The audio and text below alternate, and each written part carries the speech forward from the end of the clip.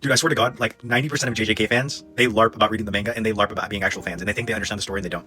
But I've actually been reading it, and so then now I can actually have a say on this. But people are talking about Maki Zenin being like the equal to Toji, and how she's actually stronger than him, and how she surpassed him or whatever bullshit. Look, during this arc, she is not stronger than him. She is equal in stats in only two things, which is speed and strength. In battle IQ, she's not even near him. And this is stated implicitly, and she lacks experience. That's all. And remember, that's okay. She's allowed to lack experience. You know why? Because she's a fucking teenager, and Toji was a grown-ass man who was heavily experienced and heavily trained within the Zenin clan, and was probably oppressed, yeah, but he still probably got plenty of training in the Zenin clan.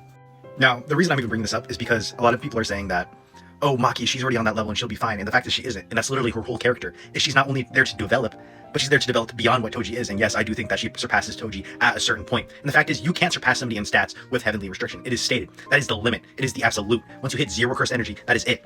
But there is a point in the manga where it's stated during the cooling game arc where she's like, oh, I'm missing something.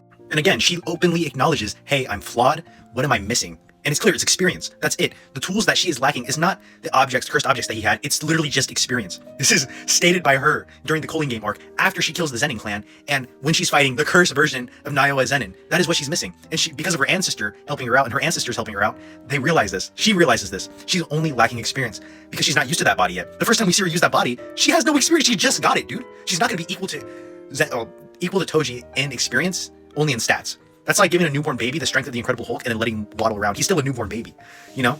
But this arc, the cooling game arc, is literally where she develops and where she gets that experience that she needs to make up for the lack thereof. Again, she is a teenage girl and Toji is a grown-ass man. And again, nobody could read. But this Maki and this Maki are two completely different Makis. I'm telling you right now, this Maki is equal to Toji. This Maki might even beat Toji in a one-on-one. That's not crazy to say. And I love Toji. He's one of my favorite characters. But she could beat him here. You know, she develops, and it's shown parallel through parallel, arc through arc, that when Maki's character grows, it's through experience. Because once she has heavenly restriction, that's the limit. All there is experience then. All there is development through fighting. That's it. That's all. You can't grow the stats. Nobody seems to understand how heavenly restriction works like you guys haven't fucking read.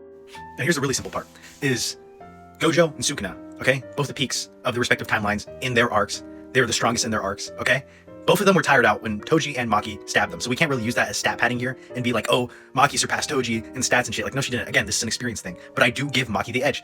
Because Sukuna has a higher battle IQ, most definitely, and is more aware than the Gojo here, because Gojo's still underdeveloped and he's a teenager in this one. You know, and like, again, they're both exhausted. They both wouldn't have fallen for this if they weren't exhausted. But this just shows their parallels, that Toji and Maki are equal. They can't outgrow each other in stats, only in battle IQ and battle experience. And again, Toji is a grown-ass man. This is a teenage Maki who still has a whole future. I'm sure in JJK Modulo, she most definitely surpassed Toji in absolutely everything. Maybe not physical stats, but absolutely everything else. Experience, toolkit, fucking battle IQ, you name it. She probably absolutely surpassed him. But in here, in these arcs, in the whole entire story, Maki only gains edge on Toji towards the end of the story.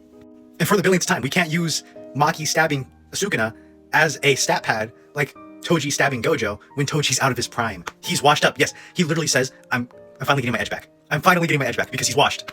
Because he's out of his prime, because he's not who he used to be anymore. You know, once he got married to his wife, he stopped. He stopped being the sorcerer killer. His prime was the Toji shown fighting Dagon. That's his prime. That's why when you see the panel of Maki fighting cursed Niowa Zenin, she asks, what am I missing compared to that guy? The guy she saw fighting Dagon. That is prime Toji. That is the best Toji we'll ever see.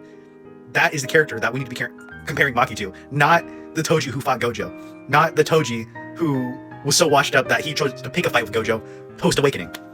Prime Toji wouldn't have done that. He said it himself. If I was in my prime, I would have ran away.